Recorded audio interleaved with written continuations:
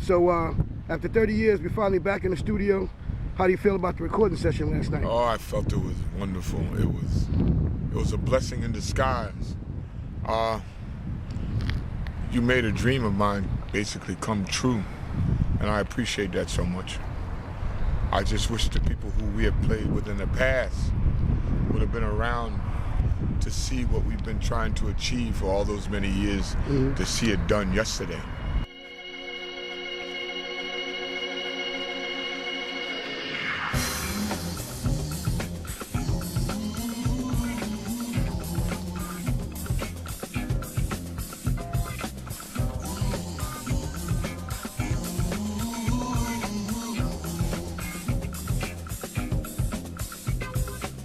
Have you ever seen it?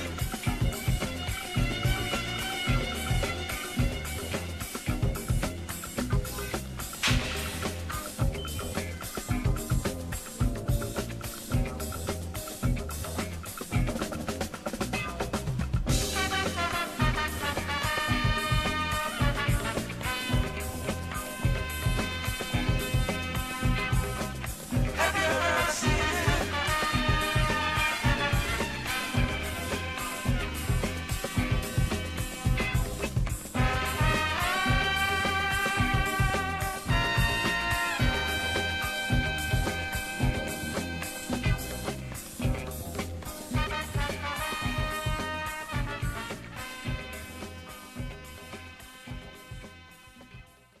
I mean, so getting back to how you picked your repertoire. I wanted to fuse rhythm and blues with rock.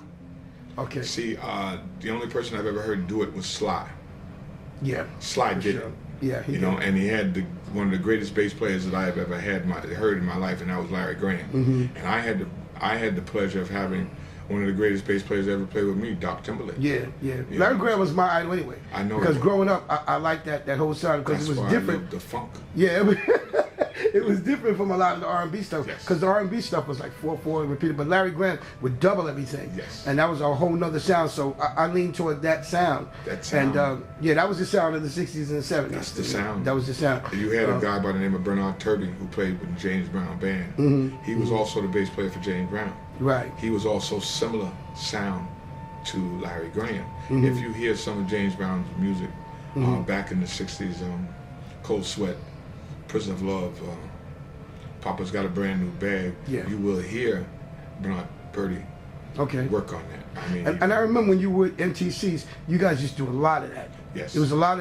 of dancing on stage. It was MTCs. a lot of movement. That was actually the first time I saw you entertain or perform, and that was on the corner of Children Avenue in front of Mr. Coachman's store. They had those wooden barriers up that time, and the streets were blocked off, and you guys were playing, and that was the first time I got to see Jay Stevens do what he did. So, and that's when I first kind of, so I used to come by Yo-Yo's house because I used to go by there all the time and play, and I think that was the first time you said, hey man, come on and play with us. That was the first time I was introduced to come out and play.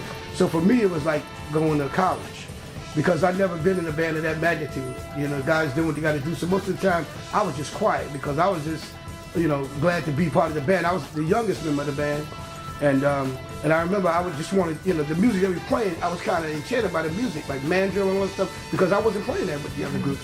And that was that was a blessing for me to be a part of that. Bobby Gallo. next to Jimi Hendrix, the baddest person I've ever seen in my life. Yeah. And I had the pleasure of playing with him. We did Jimi Hendrix Freedom. We also did the Allman Brothers Midnight Ride. Excellent guitarist. Excellent. When I say excellent, I mean excellent. Played violin notes, chords on his guitar. I never heard that before. Solos that were remarkable. And I credit Bobby Gallo for creating Arthur Ames, because Arthur saw him. And Arthur says, I want to be like that, or not even better. And he did. He actually did what he said he wanted to do. Arthur did. But Gallo was fantastic. Yeah. I really mean that. He was fantastic. Excellent guitarist. I used to watch him play, and I would be quiet all the time. Oh, hand speed was amazing. Right. People don't understand about that. People don't understand about the techniques of being a musician. You know, techniques about being an entertainer. That's how come I credit Jackie Wilson so much, because he didn't have the back that Brown did. Yeah, they laid the foundation. Yes. And a lot of people don't give Jackie Wilson the credit. Now Michael did, right? Michael gave Jackie you credit. have to give him the credit. Yeah, because Michael talked about James Brown and Jackie Wilson, but he said Jackie Wilson first. Everybody accredited him talking about James Brown, but if you really listen to any of Michael's interviews, you'll see it was Jackie Wilson. He said who was one of the greatest entertainers in the whole world. Greatest vocalist I've ever heard in my life, even better than Luther. You see, but he was like Mr. Entertainer. And people are going to get mad at me saying that, but the truth is the light. That's right, that's right. But Jackie Wilson was basically kind of where you set the groundwork for you, because when you saw Jackie Wilson, he wasn't just a singer, he was an entertainer. There was always movement, there was always stuff going on the stage. Playing with the group Life, I really never had no regrets. There was only one regret, and I always asked you the same question, man. What happened, man? A group of that magnitude, that good, you know, with all those great musicians, man. Why do you think we never had a hit record? Or nothing? What happened, man? What happened, if I can say, and if I remember, the thing about it was that we were young. We didn't really know what we had. We had a foundation, we had a creation that was unremarkable, because you know when we went to Club Harlem, in Atlantic City. That was an amazing feat that we had did, and we knew it, but we weren't making enough money. And you have to eat. People have families, and you have to eat. You know, some people turn to other things because we didn't gig enough. We didn't have nobody out there looking for gigs. At that particular time, I wasn't working. You know, the band, I could put all my energy into it because I didn't have a job. And I had a family, you know what I'm saying? And when you don't eat, you gotta leave and try to find food for some way, some shape, or form. So our main reason for breaking up was that we didn't get enough gigs. We didn't have nobody out there looking for gigs, you know, and it was kind of difficult. As you know, for being an entertainer as yourself, if you don't create an avenue where you can publicize yourself where people can see it. Wanna be the one that holds you tight, and I just wanna be the one that spends the night. I just wanna be the one that holds on to your love. Remember, a lot of times we would have a lot of auditions and people would come out. I remember limousines pulling up in front of Chief's, that center where we rehearsed. I remember limousines. I remember a lot of big meetings going on in the back. There was a lot of people coming in and whatnot. And I thought that those were the times when we actually were going to sign a contract. Well, so that's the only regret I had. I don't understand what happened. Well, we was going to sign a contract, but the people wanted us to do their music, which we should have. Okay. You know what I'm saying? We should have did what they, but we basically they wanted to change our style. And I didn't basically want to do that. And I talked to Bob Ford behind it. And him and I decided, well, listen, we're doing something that everybody likes. Let's keep doing it. And when you don't do what the money says, the money walks away. You know what? I wanted to ask you this too. I remember one night I was there. Somebody came in there that I knew. Somebody I knew for a long time. I don't know if he was in the business or anything. Howie Fisher came in there. I saw Howie Fisher. I remember him because when I was growing up on Bedford Avenue, their father had a pizza parlor right on the corner. But that particular night, I saw Howie Fisher came in, and I said, "Yeah, I know him." Was he in the business then? Was he? He was in the business. He wanted us. Okay.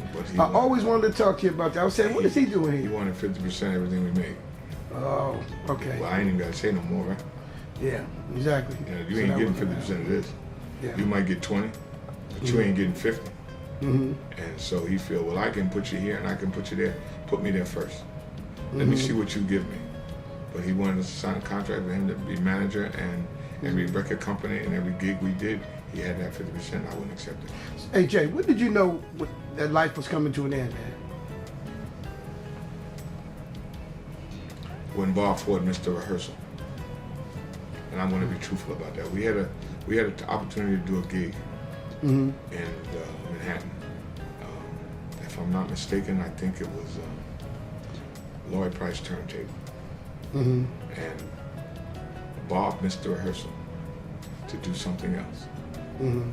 And I said right then and there, I said, it's not going to work. Because we had been bickering before that about certain things. And it just, when people lose interest and start going elsewhere and playing elsewhere and doing else, then you know that evidently the time is where you're going to have to separate. So that was the time when everybody just started going their own separate ways. Yeah. Okay. Well, on a good note, it's been 30 years, and last night we were in the lab studio in Hampton, Virginia. So what did you think about the recording session? Thought you were amazing. Huh. Well, you're amazing. So, I mean,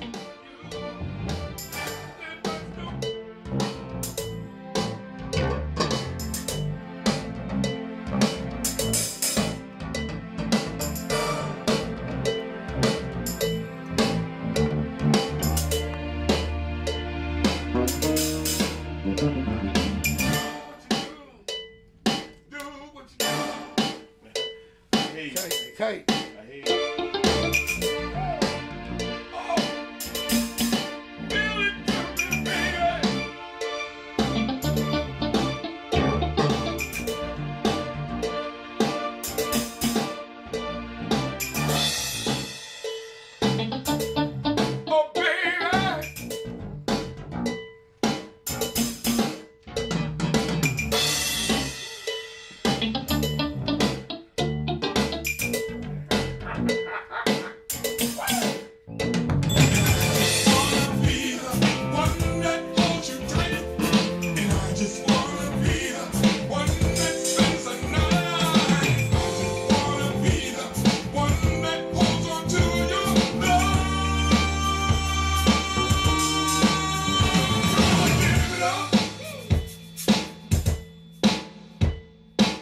Go, Traxx. Go, Traxx.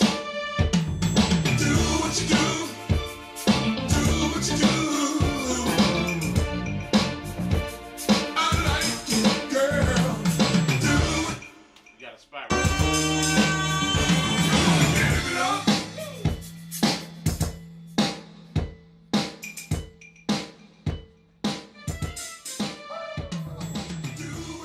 Jay Stevens in Virginia. Good Lord. Lord have mercy. Hey, Traxx, man, we used to tour, man. Yo, now listen, JJ, he grew up with all the white boys. So all the white boys used to come into the band, them dudes was bad. You hear me? We had, because these guys were serious. musicians. Oh my God, man. We had a, 7-piece horn section? Yeah. Man, them white boys was from all over, man. Them suckers was playing, boy, like Chicago. We jammed. We had the baddest dude, man. We had Bob Ford, Zay Massey, some of the baddest musicians, man, that you ever would play with. So the group was called Life. Man, we was doing stuff. Enjoy yourself. We was too, doing don't you? Man Drill. Yeah. We was doing Chicago. It's good when you can Tower do Power. enjoy yourself. We didn't-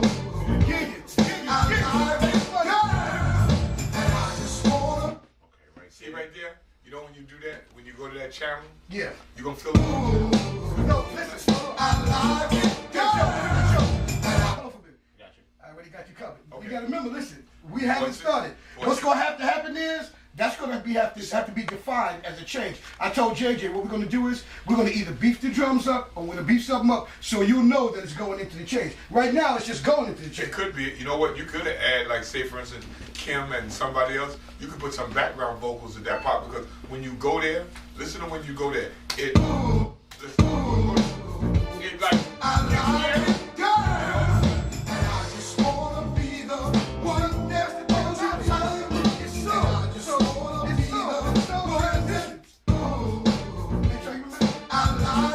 You said, wait a minute. It's soul transitions, but the only thing I hear wrong with that is that it's not defined.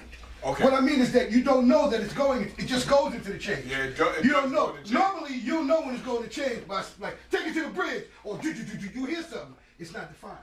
What do you think about the studio, man? I love the studio. Tracks, the engineering, Engineering and everybody involved with it was wonderful. They did a wonderful and a masterful job.